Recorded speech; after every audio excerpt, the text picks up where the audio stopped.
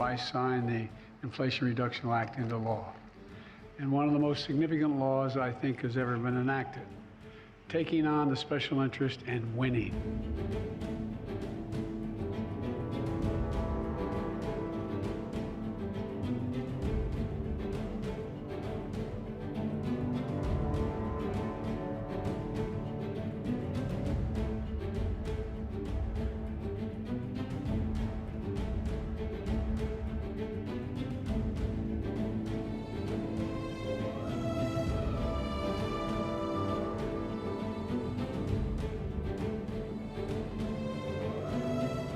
Last month, climate scientists issued the starkest warning yet.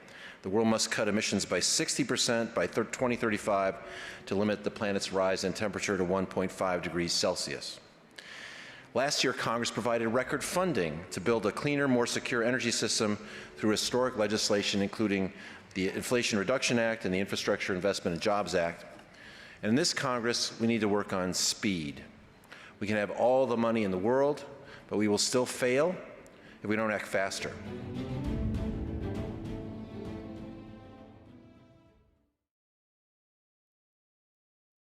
Hello and welcome to Washington Post Live. I'm Evan Halper. I cover the energy transition here at the Post. We have two segments for you today on the race to decarbonize. We'll be talking with Birger Steen, who's the CEO of Freyr Battery, a manufacturer. But first, we'll welcome Congressman Scott Peters, a Democrat from California and chair of the Climate Change and Clean Energy Task Force. Congressman, welcome. Thank you, Evan. Thanks. Good to be with you today. Let's start talking about the Inflation Reduction Act. As this video mentioned, it's a $400 billion package. It's the president's signature climate bill, yet few Americans know about it. Polls show something like 70% have heard little to nothing about the bill. So let's open by talking about what they should know and maybe tell us a little about why so few Americans are aware of what this big package is. Well, it is, as the president said in the video clip you said, the biggest investment in climate action in the history of the world by any countries, by our country or by any country, and provides a lot of money to support the kinds of things we need to move away from reliance, such a heavy reliance on fossil fuels. That's in the form of incentives, but in a lot of forms of grants, support for investments, and actual dollars for things like everything from charging stations to offshore wind, solar, utility scale solar. I think the reason that maybe people don't know about it as much is that it's hard to get a big program like that off the ground. And, we got a lot of work to do, as I said, to make it go faster. I love that, by the way, that the discussion has captioned the race to decarbonize, because we should think of it as a race. We've been saying we need to do this within 10 years, make the big decisions within 10 years, but that's not possible under the current laws that we have affecting permitting and the way Congress is used to going so slow. Well, speaking of that, let's talk about how things are going. I mean, this bill was signed into law in August of 2022, I believe. A lot of money's gone out the door since then. What's going well? What's working? What changes have we seen as a result of the bill? Well, we had record deployment of solar wind in 2023, but we're still getting dwarfed by China. The point is, we've got to, if you look at what's going to happen with the demand, which is going to go up by staggering amounts, and the condition of our grid right now, we have to basically triple the size of the grid within 30 years. It took 150 years to build this grid. Today, we take about 10 years to build one interregional transmission line. So what's not going well is that we're just not building out the infrastructure we need to make this transition. Just for point of reference, since 2014, North America has built 7 gigawatts of interregional transmission. Just use that as a framework. Little less than half of that's the United States, so say 4 in the United States. In South America, the comparable number is 22 gigawatts. In Europe, 44 gigawatts. In China, 260 gigawatts of interregional transmission. we're just not going to be able to compete at this rate. So we've got to figure out ways to make things go faster, from permitting to litigation to everything. We say it's a crisis. We say it's a race, but we're not acting like that yet. We've got all the resources we need. We just got to make it happen faster. So speaking of the grid, it seems like we've had a wake-up call in the last few months with the amount of demand that all of these states are reporting. They were expecting that there'd be a lot of demand. They were expecting that the grid was going to be taxed and we needed to build more, but suddenly data centers are getting built. Some of the clean energy factories we're talking about with the Inflation Reduction Act, and places are on a path to run out of power. Were you surprised by the levels of demand, and do we need to start changing policy quicker than even you anticipated? Well, it's a credit to President Biden that we have this demand. I mean, the increase in heavy manufacturing. We want to build chips here. We want to reinvigorate manufacturing here. That takes a lot of power, so I know we know it's coming. The other thing that's happened, we've seen the grid fail in extreme weather events, cold weather and hot weather. Because of demand. We have a wake-up call right now from climate. We've seen on the ground that the grid is just antiquated and insufficient and needs to be built out. There's I can't remember how many gigawatts, 2,000 gigawatts of power wanting to be hooked up to interconnections to the grid. They're all waiting in line. 95% of those are clean. If we make everything go faster, it's a win for the climate. And I think we have a growing understanding about that in the public and in the Congress, but it's just so hard to get away from the way we've always done things before. Yeah, I think that's an important point you raise about what they call the interconnection queue, I guess. There's projects, there's solar projects, there's wind projects, there's all of this development of renewable energy. And the wait time to hook into the grid has just grown longer and longer. In some cases, it's years, right? And so that being the case, this is not so much a generation problem or a problem of creating more power, although that is a challenge, and all these utilities are looking to bring more fossil energy on because it's easier and quicker, and the grid was built for that. But to modernize the grid in the way you're talking about, you have a plan for that, along with other lawmakers. So let's talk about your legislation. Tell us what it is and what it would do, and the changes that would need to be made. Well, there's a few things. One is we've got to be able to site these new lines more quickly. So I wrote a bill called the Power On Act that was included in the bipartisan infrastructure bill, 2 years now ago, to give the FERC, the Regulatory Commission, Federal Energy Regulatory Commission, what we call backstop authority, so that if states aren't building out interregional transmission lines that go from one region to another, then the FERC will have more authority. I've introduced the FASTER Act to enhance that authority, give better permission to FERC to take power, to facilitate the cooperation with communities to make this go faster. That's one thing. We also want to support the notion of interregional transmission with a minimum transfer requirement. So because of the need for resiliency, because we want more competition and better costs, Senator Hickenlooper and I have introduced something called the Big Wires Act. That would require a minimum transfer of 30% of your power, the ability to transfer up to 30% of your power from one region to another. That's going to provide more resiliency for the grid, more on-demand, the ability to respond to more time-sensitive ability to respond to demand, and provide better cost competition for consumers, potentially lower costs. In general, we have to figure out how to pay for that. So there's a lot of discussions about how to allocate costs from the communities that are generating power to the communities that are receiving it, and to the communities in between that will be hosting the wires. Those are the things we have to discuss, and I wish the discussions were going faster, but I think the issues are becoming better understood. So when you talk about the power grid, things get very wonky very fast, and it's something that a lot of people don't. Yeah, they don't have a sort of good understanding of, because it's something we all take for granted, right? You expect you're going to turn on the power, it'll be there. These outages are a fairly new thing for most of us and are making us wake up and realize, okay, we can't really take this for granted. But when you talk about the plan to fix it, it sounds pretty straightforward and bureaucratic, resiliency, transmission.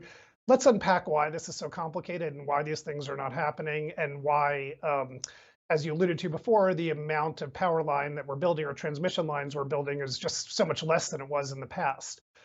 So a big challenge here, I assume, is community opposition, right? And your bill has to straddle the line of, what rights the government, the utilities have to just start building these power lines.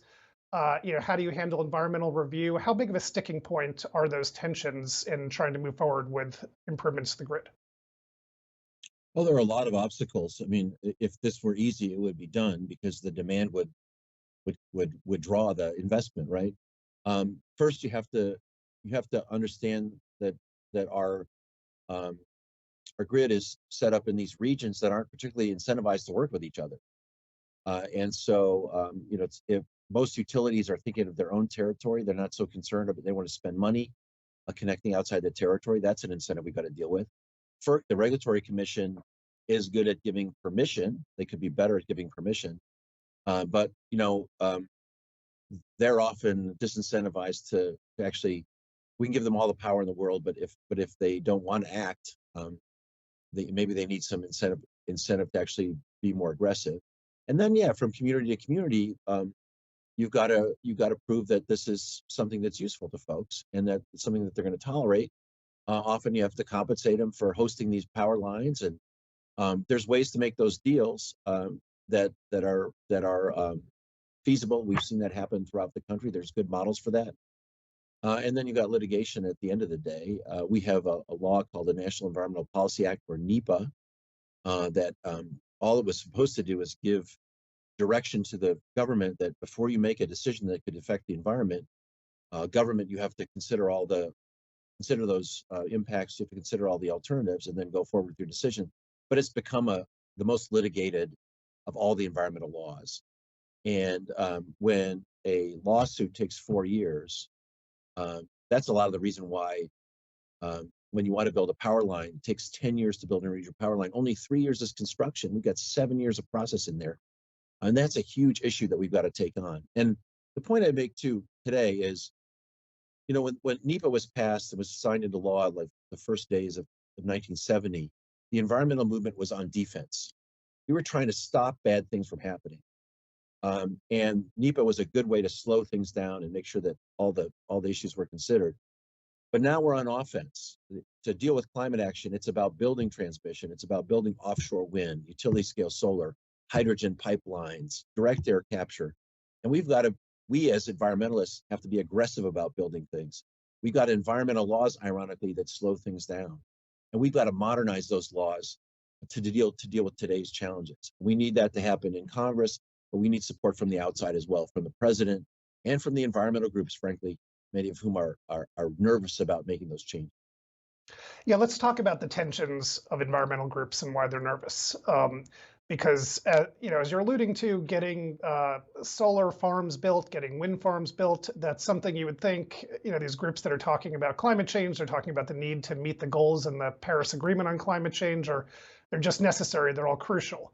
But at the same time, we're seeing environmental groups really uneasy about the amount of land that's being used, about what this means for habitats. How are you working through those tensions, amongst not tensions between the left and the right, but tensions amongst environmental groups themselves? Well, I mean, to underscore the problem slowly, so on the right, when I came in, it was pretty common to have climate deniers and people who denied that climate change was happening.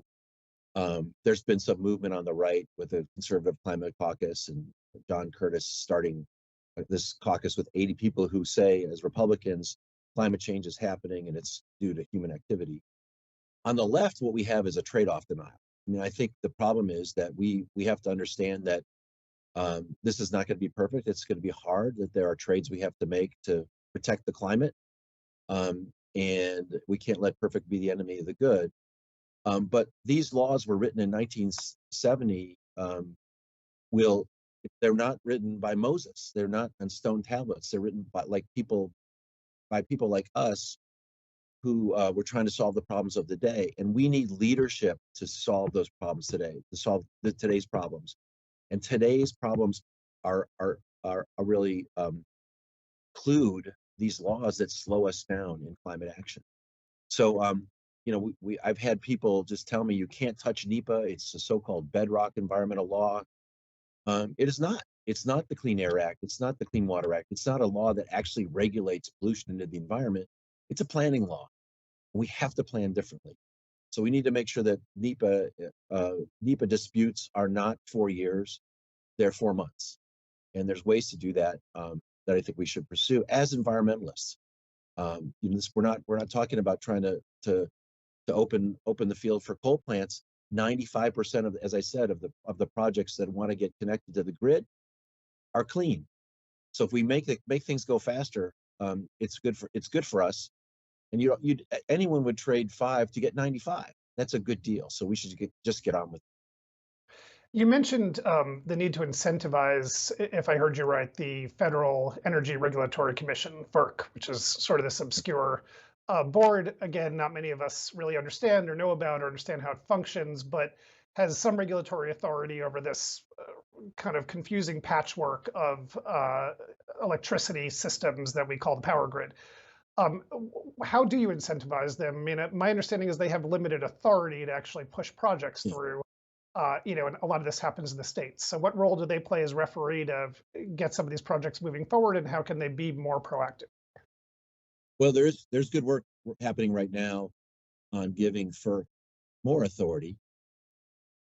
By the way, the FERC is supposed to have 5 commissioners. I think we're down to 3, and we need to appoint that so that they have a quorum and they can act. But once we give them the authority that they need to make sure that they're more than just a referee, but they're an actor, we're going to have an administration that's willing to act, and that'll be the next step. Is that it's hard for bureaucracies to take on these issues. You come into contact with people who are voters. Voters call the representatives and their senators, and that's something that tends to shut down bureaucracy. We're going to need a more active FERC, and that's going to come from presidential leadership. But first, it's on Congress to give them the authority that they need to make these things happen. So we've got a notion that we're going to do these national corridors, transmission corridors, which is great. You can draw them on a map. You can wait for the states to come to an agreement. If they don't come to an agreement, you can issue the permit yourself. And I think that's the thing that FERC's going to have to step into that gap a little bit more than they have in the past. They'll need the power to do it, and then they'll need the will to do it. And in terms of the power to do it, I mean, are we talking about giving them authority to actually move some of these projects along, and that the federal government should have authority to, after the process goes on a few months, just say this needs to happen, and this landowner can't stand in the way any further, or is that going a step too far? No, that's actually the point of the FASTER Act that I've introduced with Rep. Veazey and Cardenas and Senator Heinrich. I think that's the idea is, we need to make sure that if states don't do this job, because we generally have delegated this to the states, and the state regulators know a lot about it, and the utilities are regional, but we have a national interest in this. If the states can't pull it off, the federal government's got to stop in and do it. And I think that's where we'd like to head. So much more to talk about on these issues, but afraid we are running out of time. Congressman Peters, thank you so much for joining us here today. Thanks so much. I appreciate it. Up next, we'll hear from Birger Steen. Please stay with us. What makes New York, New York? It's the energy. Siemens technology is helping the Javits Center transform into one of the most sustainable convention centers in the U.S. By generating and storing its own power and using innovative microgrid technology, we are showing that a clean energy future is possible. And if we can do it here, we can do it anywhere. Hello, my name is Christian Bell, and I have the pleasure of heading the equity investment team in the Americas for Siemens Financial Services. A core part of our strategy at Siemens is increasing the speed and scale of decarbonization. Of course, key to this is reducing emissions in the first place. But another critical priority is removing carbon dioxide from the atmosphere, which is why Siemens announced its first investment in Carbon Capture Inc., which is our first in direct air capture in the US. Direct air capture is critical for addressing the carbon dioxide already in our atmosphere and to reducing long-term climate change impacts. Today, I have the pleasure of being joined by Adrian Corliss, the CEO of Carbon Capture Inc.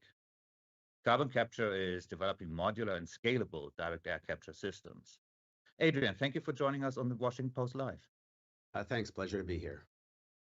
The US is already making great strides to be the proving ground for new carbon capture technologies. For the past few years, there's been an important focus on accelerating the energy transition to more renewable sources.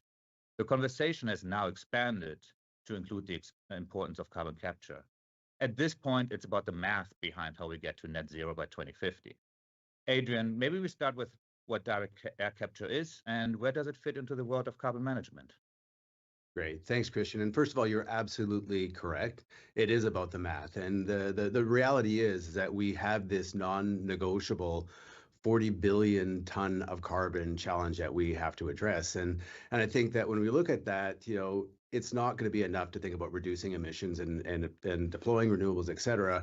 Consensus is we're going to need between 5 and 10 billion tons a year of carbon removal to get to net zero. So what is direct air capture? I mean, direct air capture is an engineered approach to removing CO2 that's already up in the atmosphere.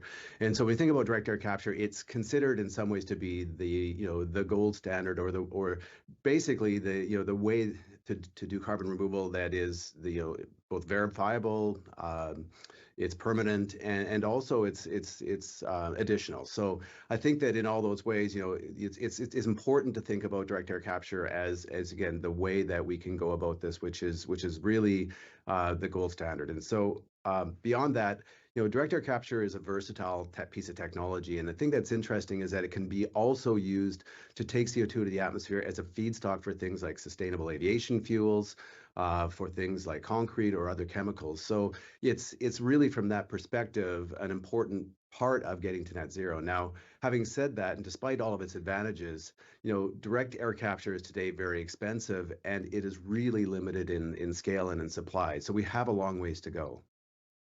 That's interesting, Adrian. We know government can play an important role in helping nascent technologies and industry develop and scale. The US is demonstrating true leadership on climate through the bipartisan infrastructure law, Inflation Reduction Act, and the innovative programs run by the Department of Energy's Office of Fossil Fuel Energy and Carbon Management. The $3.5 billion regional DAC hub program and the more recent announcement by the federal government to directly procure CO2 removal are all part of a broad strategy. Adrian, how do these initiatives help support the industry's development? So first of all, I want to say that we firmly believe that the nation's goal of getting to $100 a ton for direct air capture removal of CO2 is attainable.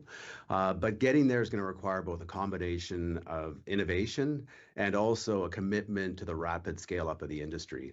So U.S. programs like the Bipartisan Infrastructure Law or the Inflation Reduction Act, they are important because they are really opportunities to kickstart this industry and really to start to take advantage of the substantial cost savings that we know will happen from learning by doing, where we know that cumulative experience is going to drive down cost.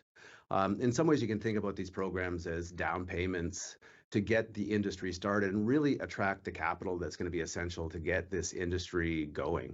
I would say right now the U.S. has set the standard in terms of support. And I think that, what we'll see is, Europe and other parts of the world are going to step up and follow suit. And I think that's important because time really isn't on our side.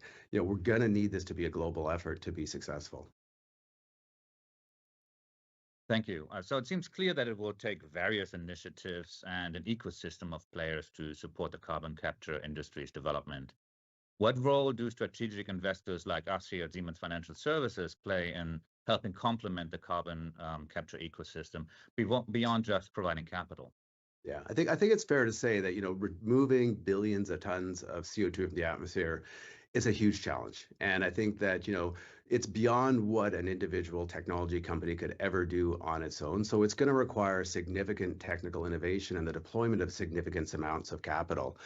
From our point of view, we think that strategics in general are going to be a key part of supply of both, and that we need to create this large tent where we really are attracting the industrial community to help basically resolve and approach this problem with us. Now, when we think specifically about Siemens Financial and Siemens in general, I mean, they're a unique organization in that they bring to the table this portfolio of technologies, around energy, around infrastructure, around advanced controls, automation, and digital twins. I think that are going to allow us to think about how we accelerate the deployment of technology. So I think that's where Siemens comes in specifically. I think Siemens also, and companies like Siemens are going to, be important customers to us as well too. So we know that Siemens is going to do everything that it can to tackle their direct emissions and approach net zero, in the time frame that they've committed. But I think that the really hard to abate components of their industry are going to require carbon removal, and I think that partnering with Siemens, is important for us, and I think being part of that Siemens solution in terms of getting to net zero is part of our mission and part of the reason why we're really excited to be partnering with you. And so I think from that perspective, again, like Siemens is going to be central to our success. Thank you, Adrian. Appreciate that. We are very proud to work with companies like yours that share our vision for building a sustainable future. I mean, you and your team are advancing very important work, and thank you very much for joining me today. Yeah, thanks, Christian. I really appreciate the conversation and grateful for your ongoing support. Likewise, thank you. And with that, I'll turn it back to the Washington Post.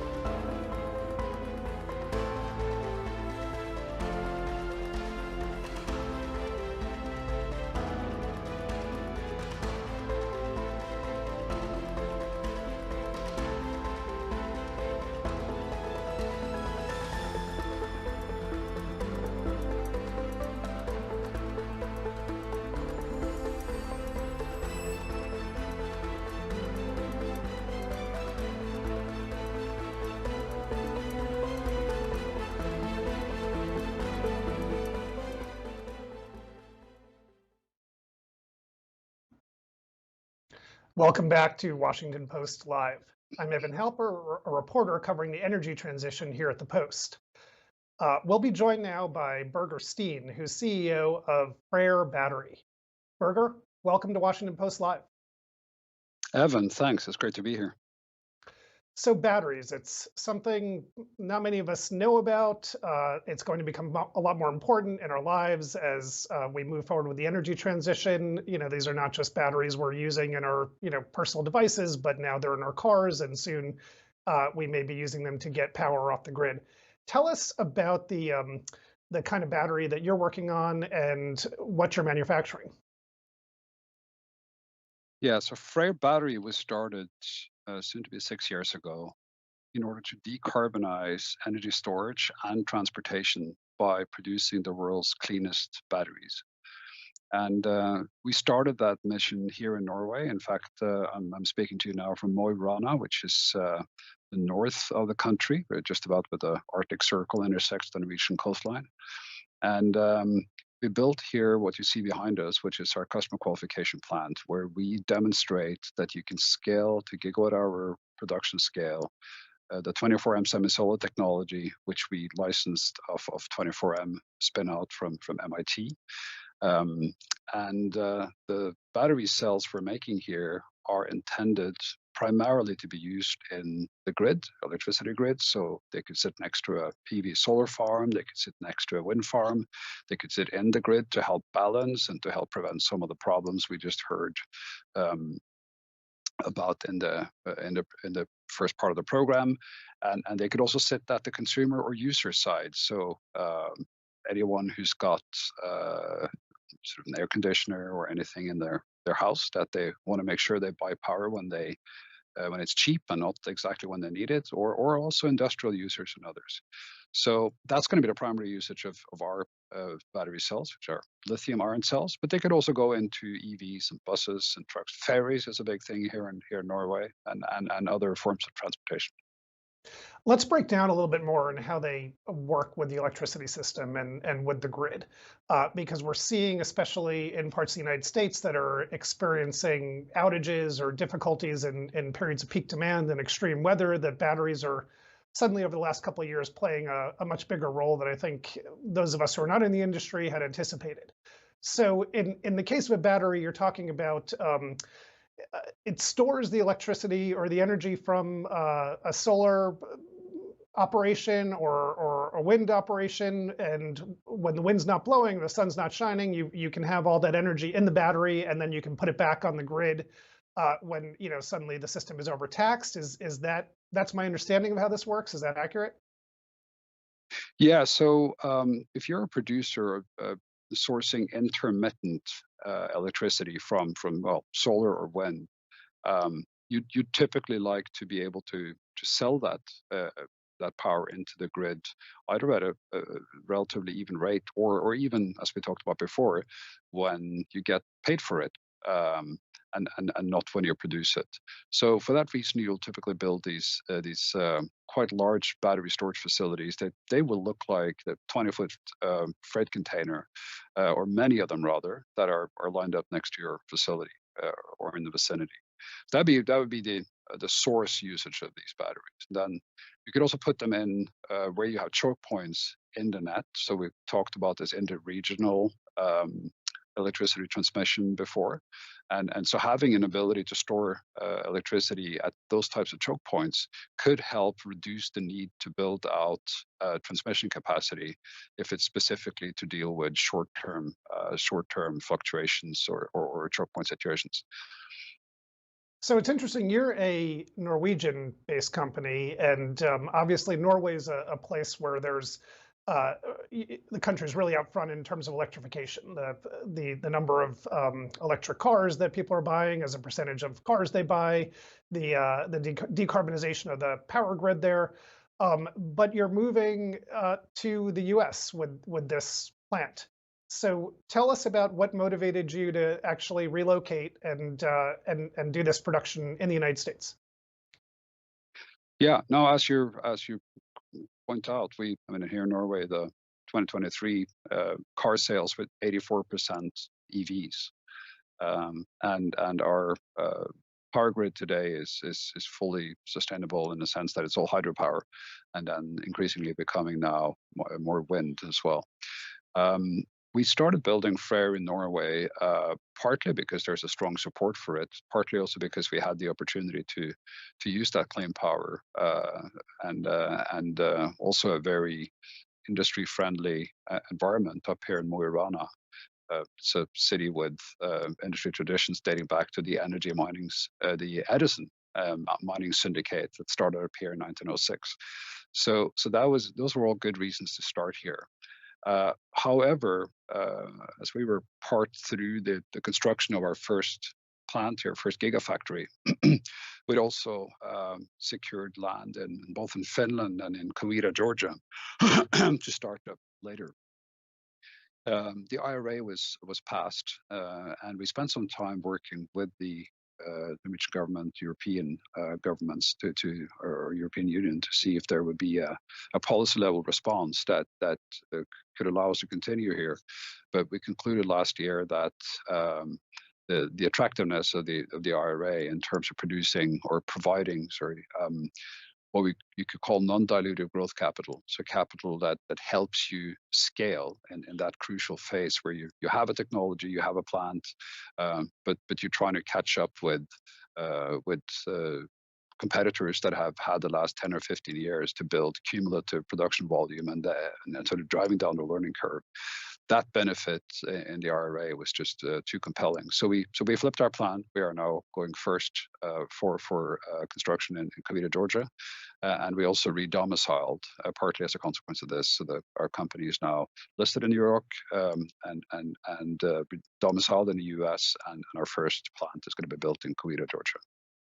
So not just the United States, but you're going to Georgia, which is part of an interesting story where a lot of these clean manufacturing plants are opening in red states.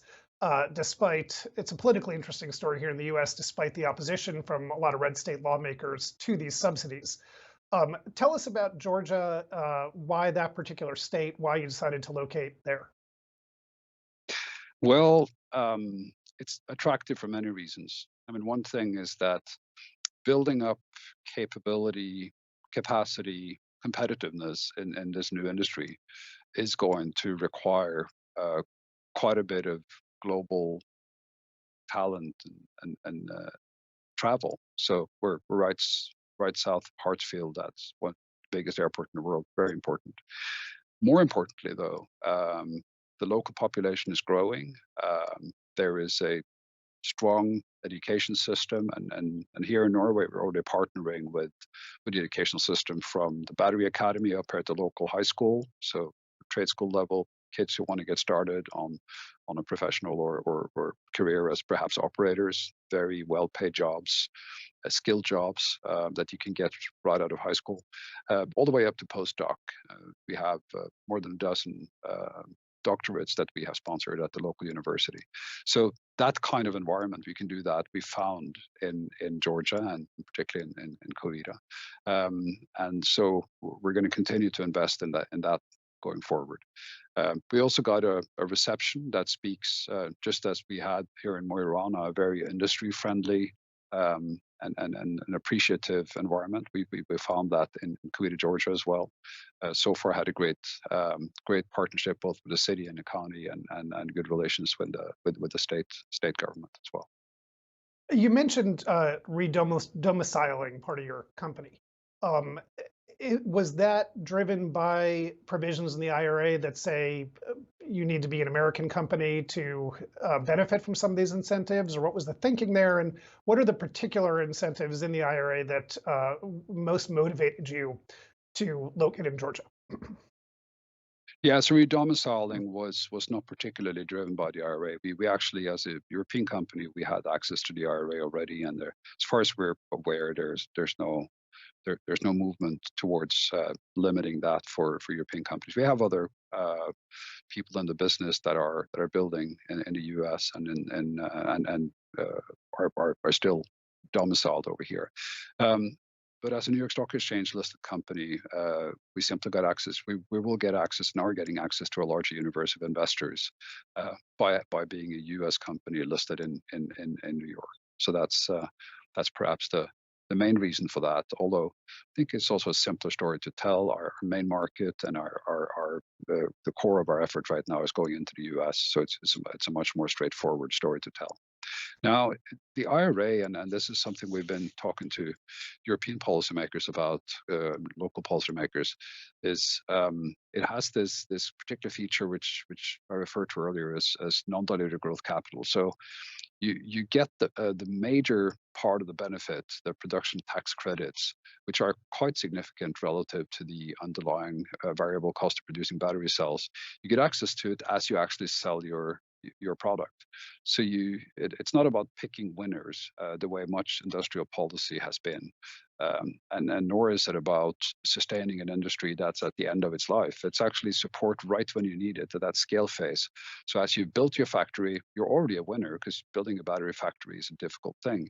You're starting to produce at gigascale, and then you get the support as you learn and as you try to catch up with competitors in other parts of the world that have been at this for much longer. And then it fades. So there's actually a time incentive built into it, because as it fades out in 2020, 2031, and 32, you have to be standing on your own 2 feet.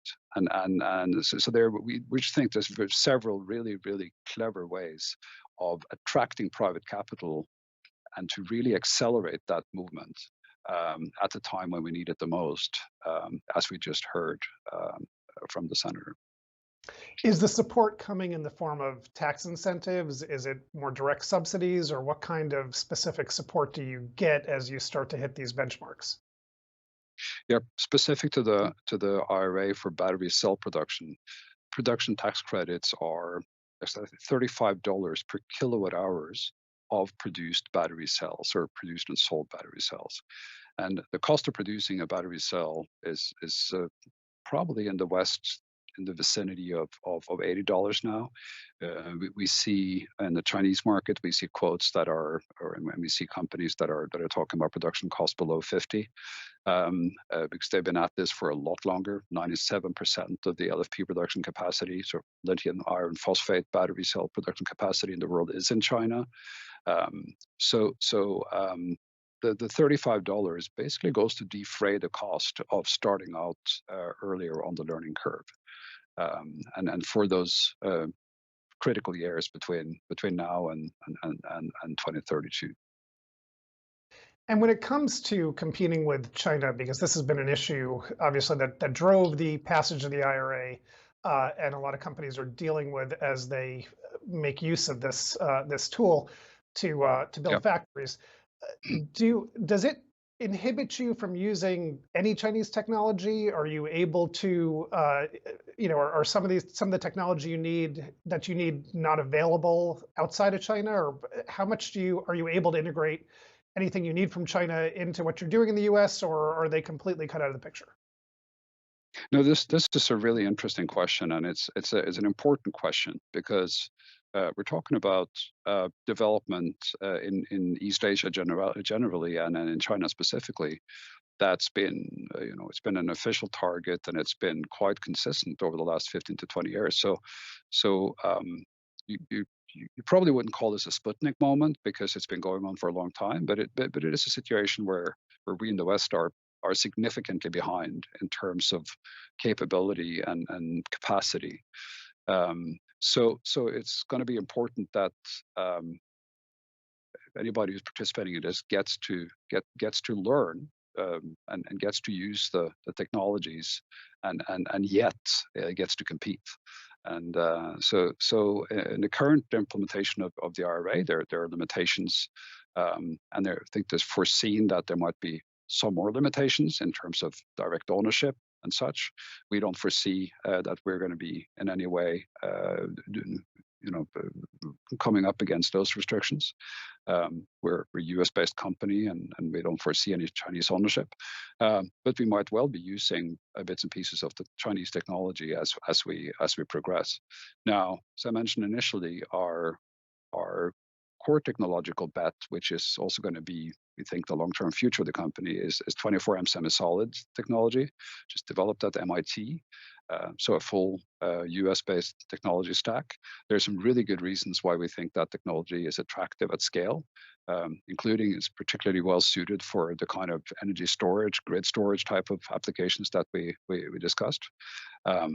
But of course, if the other team's been beating you for the last 10 years, you wouldn't be very smart if you didn't try to learn their best tricks. Yeah, that makes good sense. Although I think it speaks to some of the tensions that companies like yours that are making use of this legislation are thinking about as you move here, because it seems like there's some uncertainty in terms of, will there be more restrictions? Some lawmakers are not happy to see. They're happy to see these companies opening in the U.S., but they feel like they're also importing Chinese technology and using them. We've seen that in car battery production, and it sounds like the landscape is not fully certain in terms of even those bits and pieces like you're talking about of whether lawmakers will continue to tolerate that, or they'll push to make things more restrictive going forward.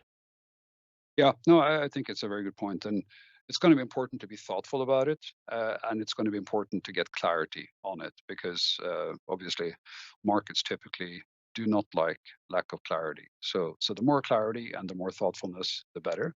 But again, there's probably been a net export of intellectual property going the other way for quite a while. So we could do worse than perhaps accepting some humility and see what we can learn and how we can apply it to build our own capabilities and capacity and competitiveness as soon as possible, as fast as possible. So back to the Inflation Reduction Act more broadly. I mean, you talked in detail about how this will help your operation, how it motivated you to get set up here in Georgia, and change the pace of things. I wonder also more broadly, because obviously this measure is not just about incentivizing particular companies, but also speeding up the pace of the energy transition in the US. And so that being the case, can you talk about the extent to which this package, this legislation, has actually created more fertile ground for you in the US? Does it change your expansion plans or the pace at which you're moving? Does it create more opportunities outside just the direct incentives to your own company? Yeah, so in our case, we had a plan. It consisted of building a gigafactory here in Norway first, and then building one in the US next. And clearly, the direct incentives in the IRA changed the landscape more or less overnight, and I would say made us re-examine our plan and draw a different conclusion. So that's why we're there now. We know of, I think we could probably list a dozen other companies that have either made or we know to be making similar considerations. And I guess if you look at it top down, last number I saw was $268 billion has been redirected. And these are private dollars, not the PTCs that are incentivize it, but have been redirected in terms of private investment as a direct consequence of the IRA since its inception. So, final question here. I mean, what you're doing is quite challenging. It involves critical minerals. It involves lots of power at a time the grid is not looking so great. It involves lots of labor. What's the biggest challenge you're facing in getting the operation up and running and moving forward? Yeah. So collectively, the biggest challenge is also perhaps the biggest opportunity here, which is to transfer the skills to build the capability, the capacity, competitiveness, which involves hundreds and thousands of jobs just in terms of Freyr in the US. And these are jobs that they're not happening in the US right now. These are skills that aren't there yet, but will be. So the collective effort of finding and attracting and training and retaining the talent, the jobs from operator level and all the way up to the postdoc level, and to make sure that we keep that motion way past the expiry of the IRA benefits. That's going to be the biggest challenge we all have here. Well, this has been a really interesting conversation. Birger Steen, we appreciate you taking the time to join us and sort of explain all these things to us today. And thank you to all of our viewers for joining us too. For more of these important conversations, sign up for a Washington Post subscription. Get a free trial by visiting wapo.st/live. I'm Evan Halper. Thanks again.